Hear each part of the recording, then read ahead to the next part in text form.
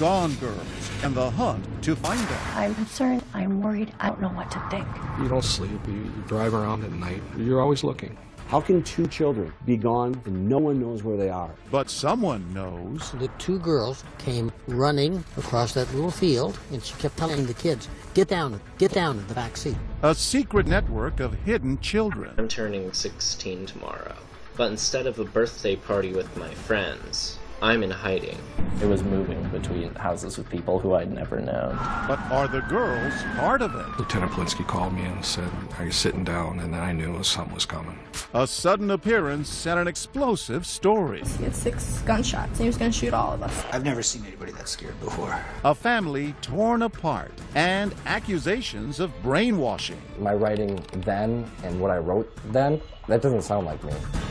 Footprints in the snow. Welcome to 2020 on ID. I'm John Quinones. The family home is where children are supposed to feel safe. So what would cause Gianna and Samantha Ruckey to vanish with nothing but the clothes on their backs? In 2016, Elizabeth Vargas and her team spent 6 months tracing the teens' footsteps and unraveling the mystery of their disappearance. Along the way, from big cities to frozen farms, sandy beaches to jail cells, they also unearthed a nationwide jigsaw puzzle of children declared missing. But were they? Take this incredible journey with us that begins with footprints in the snow. It is 7 p.m. on a 30-degree April evening in the suburbs of Minneapolis. A spring snowstorm has blanketed the roads. And while most families are settling in for dinner, one family is about to fracture forever when 2 children living at this home vanish. No shoes, no coats, no backpacks, nothing. Poof, they're gone. 13-year-old Gianna and 14-year-old Samantha Ruckey disappear. The only trace? Footprints in the snow. But oddly, there is no manhunt to find the girls, no police press conference. How can two children in the state of Minnesota be gone and no one knows where they are? Their parents are embroiled in an ugly divorce and custody dispute, but they insist they are united in their desperation for the girls. I'm concerned. I'm worried. I don't know what to think. You don't sleep. You drive around at night. You're always looking. Where did they go? Who are they with? And why does our journey begin by asking questions to their mother inside the Ramsey County Jail? Did you have anything to do with your 2 daughters running away? No. Do you sit here and think, how did this happen? Clean record, never had Clean a problem. record, and here you are in jail on $1 million bail? What's going on? I have no idea. This shouldn't be what happens in a divorce. This divorce is more like guerrilla warfare than a legal proceeding. Exhibit A, these 24 boxes crammed with reams of motions, appeals, and rulings. Divorce on steroids, that would be a good word for this.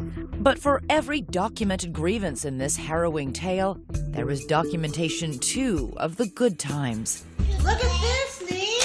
20 years worth of home movies featuring both the Ruckeys in starring roles as an affectionate, feisty couple. You're figuring it out now? Shut up, it just ran out. And doting, loving parents to their 5 children. Dad, it's my birthday! Nico, Samantha, Gianna, Nia, and Gino. It sounds like a busy home. They're wonderful. It was my dream. I loved being a mom. They make their home in Lakeville, Minnesota, a suburb of Minneapolis. David ran a multi-million-dollar trucking business. Sandra worked as a flight attendant and eventually competed in local beauty pageants, using her nickname Sam. Good evening and welcome. Proudly representing Lakeville, I'm Sam Ruckey. In her spare time, she likes cooking Italian, flying airplanes, and staying fit. But David agrees that family came first for Sandra. There's Mom. Hi, Dad. A loving, energetic mom. There was a bird flying? Yeah. Oh, there it is. She was a great mom. Very attentive to her kids. Come on, Nico. Their oldest son, Nico, loves hockey and theater. He was my first, so of course he was spoiled. Hi, Nico. The 2 oldest daughters, Samantha and Gianna, are close and take care of their younger brother and sister. Samantha, she's beautiful, she's smart, she's outgoing. Gianna's very artistic, loves like animals. But this story is about what Sandra claims is not captured on home video. She says despite those smiling faces, there was a shocking, ugly secret in the family. Years of emotional and physical abuse by David. What would he do? Throw things, hammers at me if he got mad. There was black eyes, there was broken ribs. We had to lock ourselves in the bedroom because we were scared. We just didn't know how his behavior was going to be from one day to the next. During all those years during the marriage, did you ever take any photos, ever seek medical help? We had photos and we had police reports that prove it. And she claims David didn't just target her, but went after the children, too. How often did that happen? Once is more than enough. It happened a lot. After 20 years of marriage, Sandra says she reaches her breaking point and finally files for divorce. David says it was all a surprise to him. And she just blurted out, I want a divorce. And it caught me off guard. It really did. So you were shocked when she said, I want a divorce? Oh, absolutely. Seeking counsel, he meets with attorney Lisa Elliott. David was pretty much in shock, but the one thing he did say to me is, this will be the craziest case you've ever had. He knew that then? He knew it then. And that was just the beginning. Sandra also gets an order of protection against her husband, saying she is frightened for her life. And then she calls police on him at least 20 times, claiming he continuously violates it. He broke into the house, came running up the stairs, jumped onto the bed that I was at, started choking me, and then took a pillow and started suffocating me. The children, now ages 8 to 14, remain in Sandra's custody and refuse to even see David, rebuffing all of his attempts to connect. It's your dad. Call me. I would like you to call me back. Call me. With his children ignoring him, his frustration mounts. He leaves this message after finding out his oldest son, Nico, dropped out of his longtime sport. Do yourself a favor, get your ass back in hockey. The family court judge, David Knutson, appoints an advocate for the children and several therapists trying to facilitate a relationship with their father. But the children say they don't want one. David's oldest son, Nico, takes to Facebook, writing, "My dad is a bad person. He is abusive verbally and physically." Gianna and Samantha make audio recordings to support what their mother says. This is Gianna Rucky's voice. Being in the same house as my dad, things were really bad. He was abusive. He had anger issues. He'd always be screaming and yelling. Her sister Samantha goes even further. He's choked, slapped, and hit her and verbally abused my mother throughout their marriage. And he's lost on us kids a number of times. Sandra says the children even beg the judge directly to remain with their mother. But the judge determines thus far there has been no evidence of abuse. And based on the findings from a psychologist he appointed, that it is Sandra who is the real problem here. That the children are showing signs of parental alienation syndrome, meaning the reason the children are adamantly opposed to seeing David is not because he's abused them or their mother, but because Sandra has brainwashed them. She tried to destroy his relationship with the children by telling them things and scaring them about what he was doing to them, how he was threatening them. I've never done anything but be there for my children. My kids are my life. This is where the judge takes a drastic and, for Sandra, devastating step. He orders Sandra out of the house and all 5 of her children removed from her custody. That's when everything happened. I lost everything. My whole life ended then. I had no money, no car, no children. I had nothing. How is this possible, Sandra? I don't know. All I'm told is it's a judge's order. There was no findings that I ever hurt the children, that I ever abused them, that I ever neglected them, that I ever did anything to them. David's sister Tammy becomes the children's temporary guardian. She moves into the Rucky home to take care of them, but the 2 oldest girls, Samantha and Gianna, are having none of it. They came in, they were looking at the house, and then they went upstairs, and when they went upstairs, I heard her ringtone, a music ringtone. And I thought, okay, maybe they have a phone. Tammy goes downstairs to the basement, thinking nothing of that call or who might be on the other end. Just 20 minutes later, I didn't hear anything, and I see their shoes in their backpack, so I'm thinking they gotta be here. Well, I go to look around, and they're nowhere to be found. The girls are gone. Then I called 911. Next, where did they go? Who was on the phone? Did you think, where might my 2 daughters have gone? Could they have entered a hidden world? A network operating outside the court system? For vigilante parents taking the law into their own hands? And what does their father have to say about all this? Stay with us.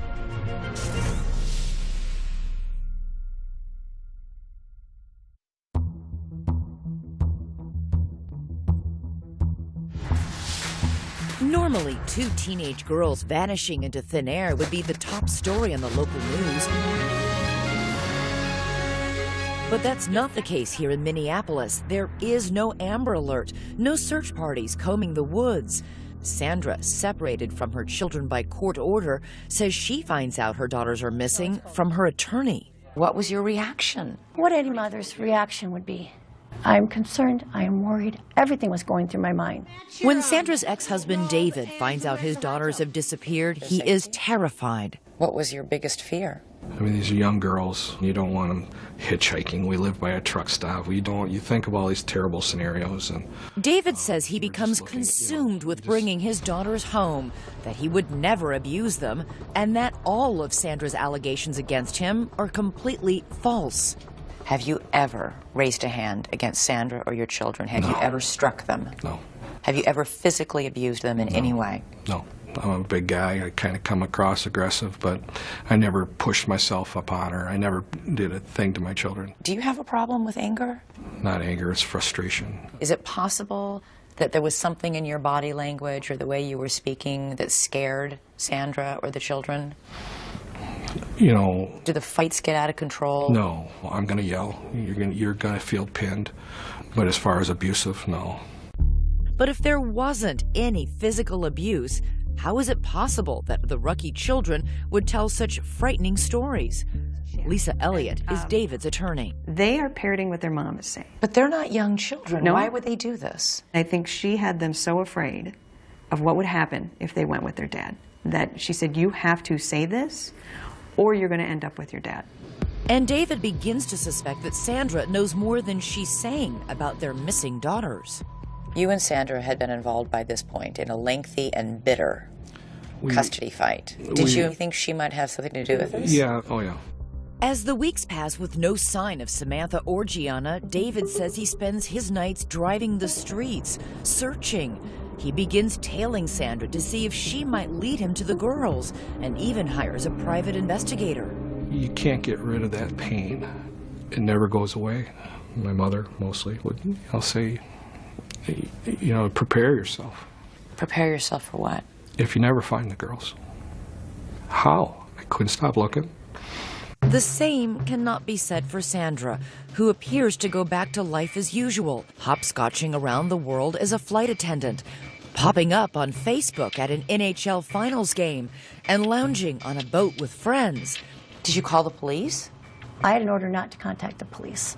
You have a right to contact the police Really? if you're a victim of a crime or if you're I have a court in order danger. from Judge Knutson that I am not to contact the police.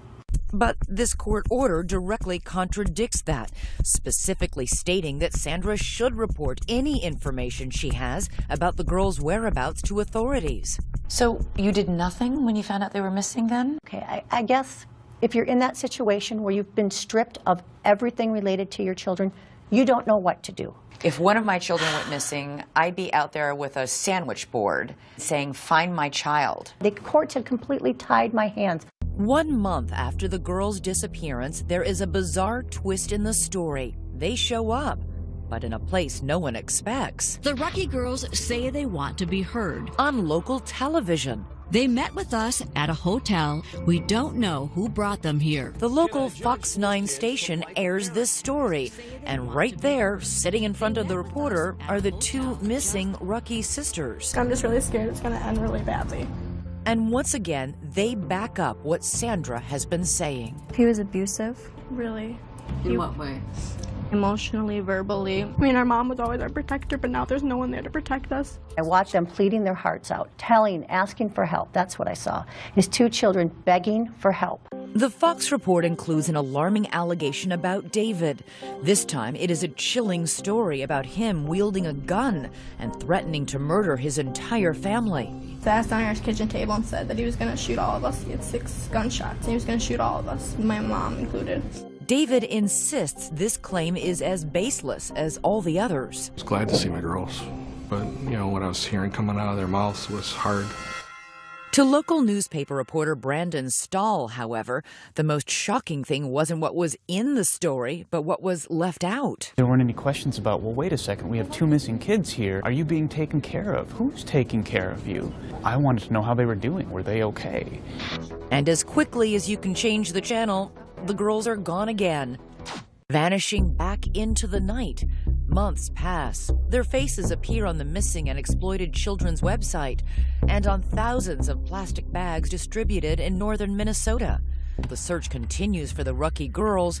Their parents' epic divorce drags on until the judge finally makes his ruling. In a painstaking 60-page order, he drops a bombshell, awarding full custody of all 5 children to David, writing of Sandra's allegations of abuse that the court has not received any evidence to support her very serious allegations. He went on to say Sandra refused to cooperate with any of the professionals appointed in this case. For David, it is total vindication. 17-year-old Nico, 13-year-old Nia, and 10-year-old Gino return to their father's care. And while David works to mend his fractured relationship with them, his 2 missing daughters are no closer to being found. How were the 3 children reacting to the absence of their sisters? Were they worried? This was a big-time white elephant in the room. It just, you know, it was always something that was just there. The secret of what really happened to the Ruckey girls holds for 2 alarming long years, until someone who knew that secret, someone who kept it, finally speaks up. You knew Sandra was lying.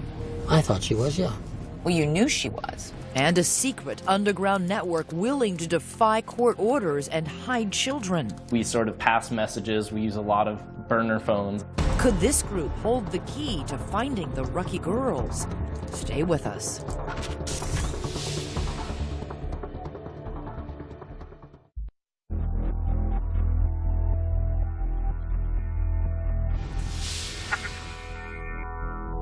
From the moment the 2 teenage Ruckey girls vanished, police suspected their mother, Sandra, was lying. At any point, did you tell your children to run away from home? No. You never encouraged any of your children? How can I encourage my children to run away? I've had no contact.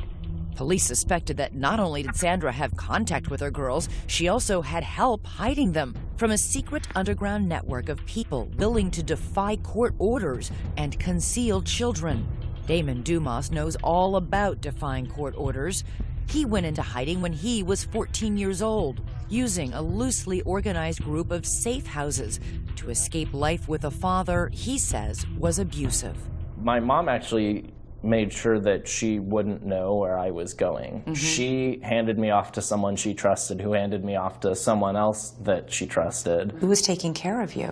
Whoever I was with was taking care of me. Were they strangers? They were all strangers, yeah. I was moving between houses with people who I'd never known. It'll be someone who maybe hears about me and says, hey, well, if Damon ever needs someone to stay with, he can stay with me.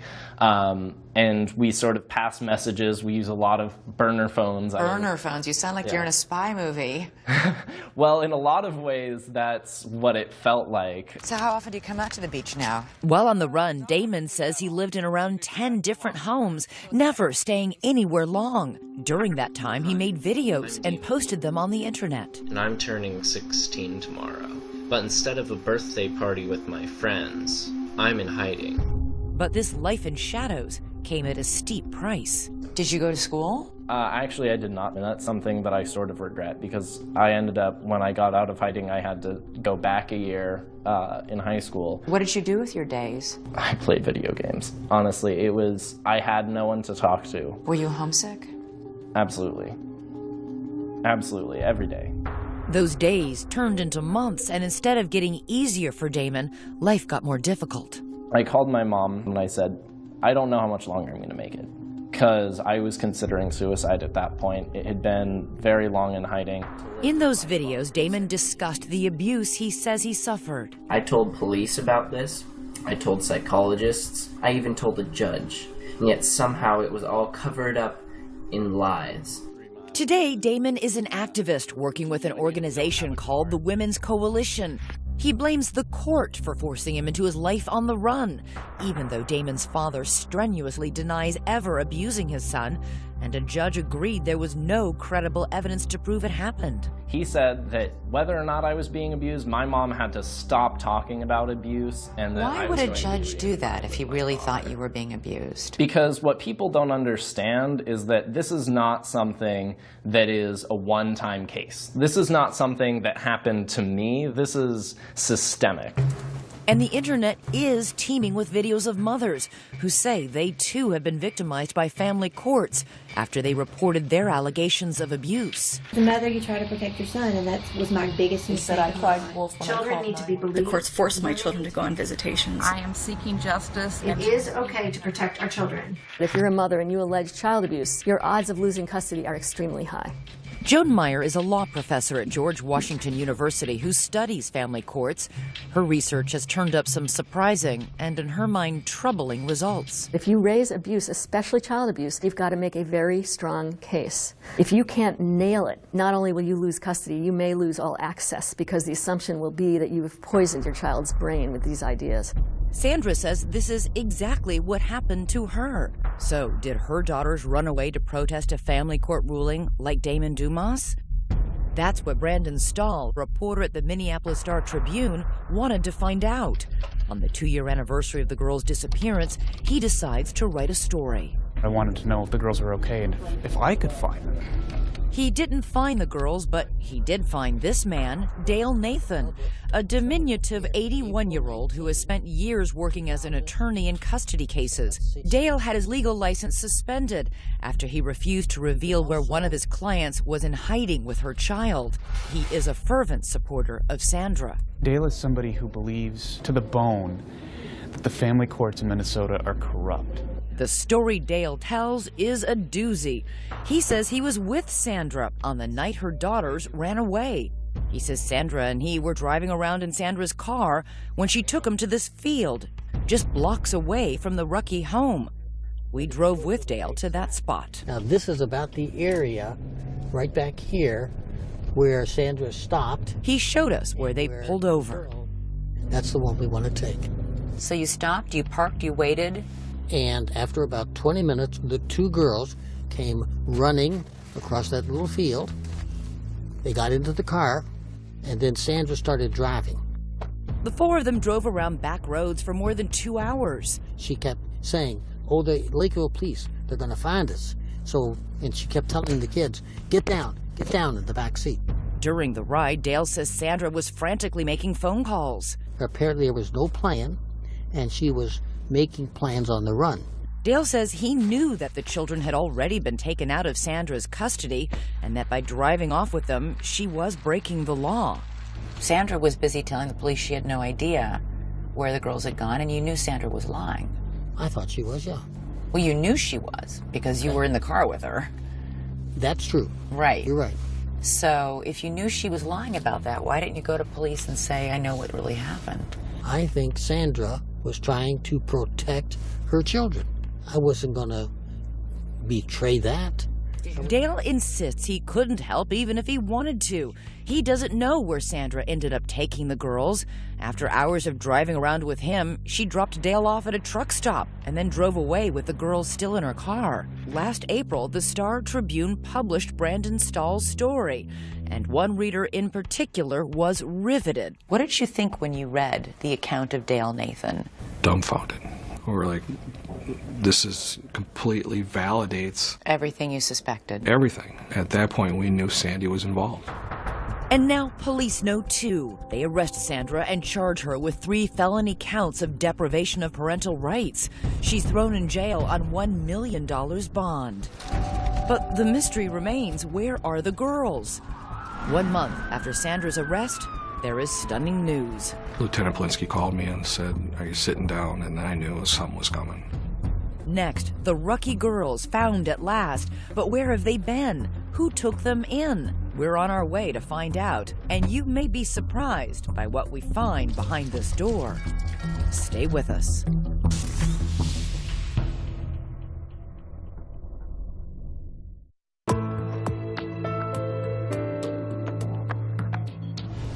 It has been more than 2 years since teenagers Gianna and Samantha Ruckey disappeared from their suburban Minneapolis home.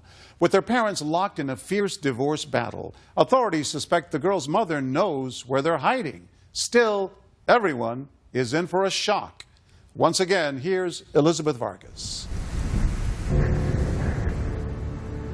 Where can two teenage girls hide in plain sight? Deep in the snow-swept fields of Minnesota's North Country, amid miles and miles of desolate, untouched land, this speck of property, a farm called the White Horse Ranch, holds the secret of the missing Ruckey daughters. What led police here? The trail begins with one of Sandra's staunchest supporters, Dee Dee Evevold, an activist friend, vocal about her belief there is corruption in the family courts. Detectives search her home and find a cell phone photo of one of the girls on a farm. They trace that photo back to the White Horse Ranch. And with that, bingo! Police discovered this is where the girls have been for the entire 2.5 years of their disappearance. We took a trip to find out how they ended up here and how they went under the radar for so long. Behind this door are the people law enforcement believes broke the law by housing the girls. Welcome. They are an unlikely pair of alleged criminals. Gina and Doug Dolan own the ranch, which offers 90-minute therapy sessions with their animals, 22 horses, 3 donkeys, and 2 alpacas. They help children who've been abused. Our mission is to reach children and families and to bring healing and wholeness through the animals. Hundreds of children have made day trips to the ranch, but Samantha and Gianna Ruckey were not their typical guests. We received a phone call From? Dee Dee Evevold. Dee Dee Evevold not only knew Sandra, she knew the Dolans and respected their work on the ranch. I knew that these are good, honest, salt-of-the-earth people that really are just about doing the right thing. She just said that they needed a temporary place and that they were working through a court case. So you thought they were coming for 3 days? That's correct. 3 days isn't a big deal. The Dolans say it was Sandra, along with Dee Dee, who dropped the girls off at the ranch one night with no more than the clothes on their back. Then Sandra left and never returned. Days turned into months, and then astonishingly, years. I don't understand how 3 days turns into 2.5 years. I don't know if I can even answer that question. This is where the Dolans' attorney, Travis Kyle, steps in, because the Dolans, along with Dee Dee Evevold and Sandra, are now facing felony criminal charges for their role in the girls' disappearance. At this point, there's certain information we just can't disclose. But they can say that in that long period of time, the Dolans never saw Sandra again. They spoke to her by phone only a handful of times. And it was always from a track phone, so there was never a way of connecting with her. And then would speak to the girls? No. No. She didn't want to. I mean, she was very concerned about them and tell them that I love them. I almost feel like she knew that they were safe here. Don't you think that's a little weird? Mm-hmm. We run into a lot of weird stuff here. While the Ruckey girls are away from everyone and everything they know, communing with the alpacas, 3 hours south, their fathers scoured the earth for any sign of them. Why did you keep them here, despite the fact that you knew a parent was looking? I wouldn't say that we kept them here. We allowed them to stay. They could have left at any time. They didn't want to leave. But didn't you know that people were looking for these children? I can't answer that. Not at this time. Our choices were to put them out on the street or give them a place to live. And we did not want them out on the street. They told you they would continue to run away if forced to return to their father? But you must have known, you did know that they had a father who was looking for them. Did you ever think about him? I thought about them living on the street and what would happen to them if they were on the street. Did you try and reason with them? They're girls, they're minors. They're not allowed by law to decide where I get to live and what's best for me. Yes, we did. A number of times. And it was a lot of fear. I've never seen anybody that scared before. Did they ever sound coached to you? No. No. I believed them, 100%. At the ranch, the girls made a new life for themselves with the Dolans. They were homeschooled. Their daily activities included helping with the animals. Everybody has to do chores. anything from cleaning pens to feeding the animals to brushing them. The nearest town is Herman, population 437. Was it a secret that the girls were here? No. No, it was not. So you didn't like say, okay, go hide in the back bedroom when somebody's pulling up? Everybody knew they were here. You made no effort to conceal them? No. No, they had been in public, they'd been out shopping, they were in the hair salon They in went Elbow to church Lake. with us. And they went by their first names, Samantha and Gianna? Yes. The Dollans say they were only helping the girls. They, along with Dee Dee Evevold and Sandra, have all pleaded not guilty to the charges against them. But what about that so-called underground network that helped children like Damon Dumas flee court orders? Are you part of this underground network? No. No. We were asked the question, and my question back was, what is that? Last November, Doug looks out the window and sees Lakeville police and county deputies sitting out front. Police are simply following the trail from Dee Dee Evevold's cell phone photo, not realizing the girls are actually there. I walked out and they told me that they were looking for the girls and wanted to know if I knew anything about them or their whereabouts. And I told them, yes, they're in the house. They were quite frankly shocked. The Dollans say the girls were devastated. Is that the last time you saw them? Yes, it was hard. So what would you say to them if they were watching this? We pray for them every day, and we love them. And we want what's best for them, truly. But did they do what was best for them? David Rucky's attorney, Lisa Elliott, says absolutely not. Is it possible they were just good Samaritans trying to help? When the mother drops them off and doesn't come back for them, ever. For 2.5 years? For 2.5 years, I would think most people would at some point say, we need to look into this. So what happens when police take the girls from the farm? Lieutenant Blinsky called me and said, we found the girls. And I kind of crouched down to the floor, and I didn't say anything. He said, are you still there? I said, yeah. So I really didn't get absorbed very long. We went right back into dad mode. So how does a broken family get pieced back together? When David finally sees the girls for the first time, it is not the reunion he imagined. Were you nervous? I ran out of the room. I started crying. I didn't recognize them because, you know your children. You remember what they sound like. You remember how they looked. I didn't recognize my daughters. The hard work begins of building trust with two girls who still fear their father. Samantha and Gianna said a lot of devastatingly terrible things about you, publicly. Yeah, but again, they're in a fragile state. Do they still believe those things? I don't know. We don't get deep into things along that line, so we're moving forward. While the girls may not be recanting their accusations against their father, their big brother is. Coming up, I'm done playing a pawn. Sandra's own son is turning on her.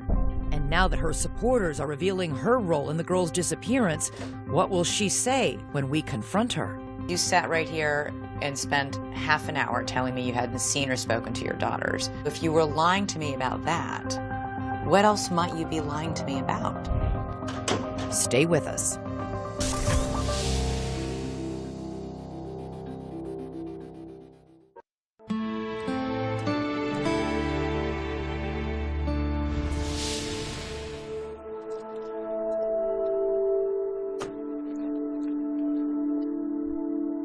For the second time in 2 months, we have come to the Ramsey County Jail in St. Paul, Minnesota, to visit inmate Sandra Grazzini-Rucky.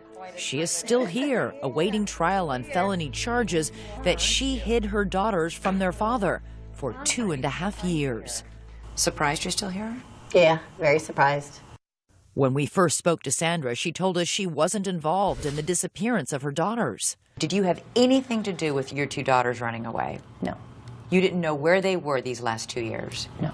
After nearly 6 months of our 2020 investigation, we've explored that loosely organized underground network of activists hiding children in nasty divorce cases and tracked down every key player in the Rucky case. The Dollans, Dee Dee Evevold, Dale Nathan, all supporters of Sandra's who say they weren't part of any network, but who authorities say helped her hide her daughters for 2.5 years. Dale Nathan said that he was with you when your two daughters jumped in the back seat without shoes or coats, and then you drove off. This is that is true? related to the trial. Yeah, that'll all be talked about at the I upcoming can't comment trial. on anything related to the trial. You Well, know that. all I'm telling you is you sat right here and spent half an hour telling me you hadn't seen or spoken to your daughters. And I can tell I've you now that I can't tell you. spoken to 3 people who tell us, in fact, that's a lie. So if you were lying to me about that, what else might you be lying to me about? I can't discuss anything regarding the trial. I just can't. While Sandra is now suddenly not talking about her case, her attorney Michelle McDonald hints at a possible defense, saying if Sandra truly believed her children were in danger, she was free to break the law to protect them. They have to prove beyond a reasonable doubt that she didn't have a reasonable belief that her children needed protection. Which makes those allegations of physical abuse during the marriage so important. If those claims are true, then a jury perhaps could forgive Sandra for what she did.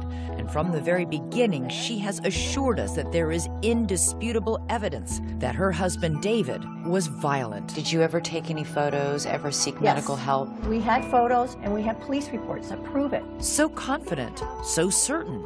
And yet, I'm asking for any of the documentation that you assured us existed to corroborate what you're telling us. And we can find none of it. But it does exist. It really does exist. Where is it? It was with my attorney. You don't have any of those records. They're in boxes. But do you have them? Do you know what's in those boxes? You have the all the other police attorney reports, you have gave, everything. yeah, the police reports. You have everything. Yeah, yeah. And I will turn them over to you. So we head to Michelle McDonald's law office for an appointment with those boxes. Okay, so here they are. This is Sandra Grazzini-Rucky's basically divorce case. We spend hours there scouring thousands of documents, and in more than 20 boxes, we didn't find a single piece of paper or photo to prove that any physical abuse ever happened. So we reached out to the Lakeville Police Department, and they have no record of ever being contacted by Sandra about abuse during her marriage. Sandra certainly has never been afraid to call the police, ever. If there were instances of David being violent or threatening, there would be police reports of it. There are none.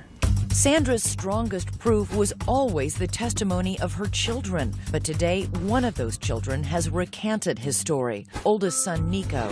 Get up there, Nico. That little boy from the home videos. And the same son who later posted that damning Facebook message accusing his father of physical abuse. He now says all of that was a lie, and that it was his mother who pressed him into believing it was true. She started to say, like, your dad's this bad guy. Your dad, like, hurt you when you were younger. And I was like, what? What are you talking about? I don't remember any of this. Well, it happened to you. It's like, and at the time I believed it because you listened to your mom. He says he was 15 years old and he couldn't understand why she didn't want him to see his father. I felt really close to my dad, and I was still confused on what was going on. Like, why wasn't I seeing my dad? Nico now says he never saw his father physically abuse his mother or his brother and sisters. As for that Facebook post, Nico says Sandra stood over him while he typed, coaching him on exactly what to say. When I look at my writing then and what I wrote then, that doesn't sound like me, and I feel really bad. He continues to tell us that you brainwashed them into thinking they were abused. And you don't find that questionable? Well, what do you think? You're his mom. I haven't seen Nico for a long time. It's sad that he's saying that. But when my son hadn't been around his father, he has a completely different story than he has now. Did you somehow convince your own kids that their dad was abusing them? No. No. To this day, she says she stands by every decision she has made, every battle line she's drawn, every consequence she and her children have suffered. The 2 daughters, they spent 2 years working on a horse farm. They didn't go to school. You don't think I think about all these things? I know what these kids have been put through. But it wasn't me who put these through. This was the system that put them kids through this. David and his attorney, Lisa Elliott, say this was never about keeping her children safe. Sandra, they say, wanted revenge. She was out to destroy him for whatever reason, and I don't think she cared what she destroyed in the meantime. Do you think you will ever be reunited with your children? Yes. You do? Yes. Yes. I believe this will be turned around. Perhaps, but it will take more than a court order to do that. It is painfully clear as you watch her son Nico struggle with the simple question, does he still love his mother? I want to say no, but she's my mom. She just doesn't feel like a mom. Nico, wave at Dad.